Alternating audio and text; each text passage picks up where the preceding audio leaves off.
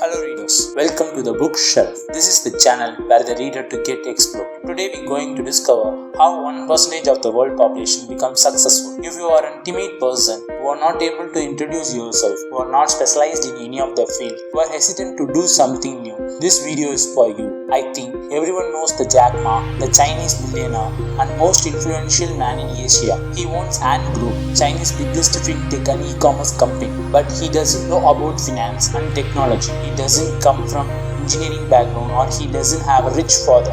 You know about the Alphabet CEO Sundar Pichai. He not from tech background or from rich family, but they are succeeded in different field. Do you know how they do it? They know to handle the situation. They know to manage the intelligent people. Schools or college doesn't teach how to handle the people. They teach only about the subject they are specialized in. To be a successful, you need to apply these principles. The first principle is to encourage the people. If you want to be a manager or an entrepreneur, you must be known to encourage the people. In an industry or in a society, there are different kinds of people. One may be an angry man and other one be a disputant with you. You must know to handle these people. There is an American billionaire, Andrew Carnegie, appointed Charles Schwab as a president of United States Steel Company. He is highly paid employee at 1920. The reporter asked the Schwab, "Why does the Carnegie appointed you as a president of United States Steel Company? Do you know to manufacture the steel than other people?" He said, "No, many men working in our company knows well than me." "Because you are a genius?" He said, "I'm not a genius." Then they asked, "How? There are hundreds of people in your company. How Carnegie made you as a president?" He said in a simple word, "I consider my ability to arouse enthusiasm among the people the greatest asset I possess, and the way to develop the best in a person is to be appreciated and encouraged." He said, "I know to handle the people," and he never criticized anyone. By this way, we came to know that if you want to be a billionaire or a successor, you need not be an intelligent. You know to handle and encourage the people. Second principle is to love everyone. There is an one creature in the world. You may meet with him in a street or in a house. If you get within 10 feet of him, he begins to wag his tail.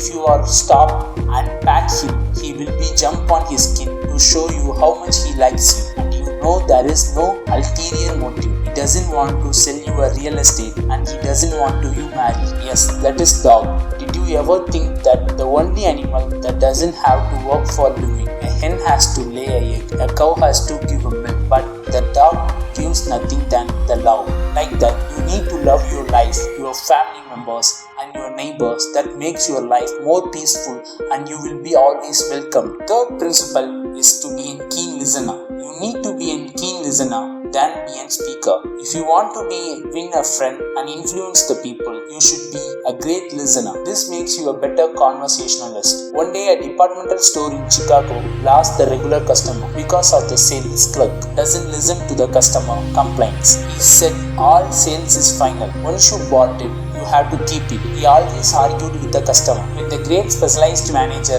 Larry Douglas appointed in the departmental store, the sales begins to get high. The same reply she gives to the customer, but in a different way. When the customer complains about the product, she listened with interaction and examined the problem. She said, "Sorry, the sales are final. We can't get back the goods. We will repair or replace the goods." They explain the same answer, but they handle the problem in a different way. This makes you a specialized man. Be a good listener and encourage the other to talk about themselves. Fourth principle, talk in terms of other person's interest. Only way on the earth to influence other people is to talk about what they want. If you are applying for a job, you should not talk about yourself much. You should be thinking in employer terms of interest. Mr. Anderson, a banker for more than 10 years in New York City. Now she wants to get her native place in Phoenix. She applied for the 12 bank in Phoenix. She got selected level of 12 bank. Now she has an option for the best bank to select. She wrote the letter as, "Dear sir,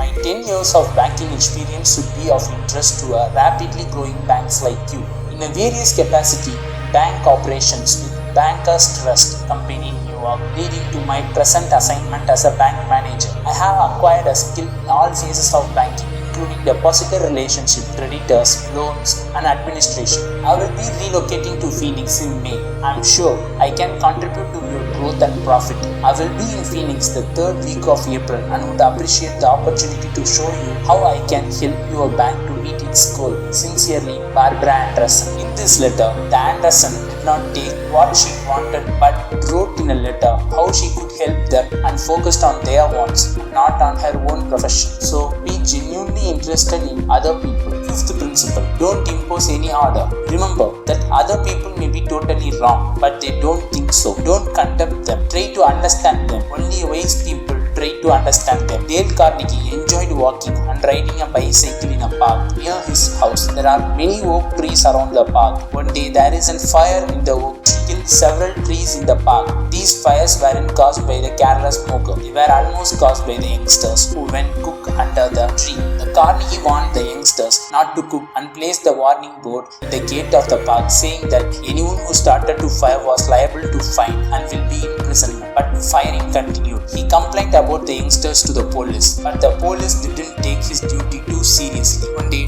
Dale Carnegie passed the park, seeing the youngsters cooking under the tree. Now he imposed in different way. Having a good time, boys. What are you going to cook? I used to build fire myself when I was a boy. I still love it. But you know, they are very dangerous here in the park. I know you boys don't mean to do any harm, but other boys aren't careful. They come along and see that you have built a fire. So they build one and don't put it out when they go home. I know you will be careful to cover it with the dirt, a lot of dirt before you leave. Won't you? Thank you so much, boys. Have a good time. What a difference that kind of talk made.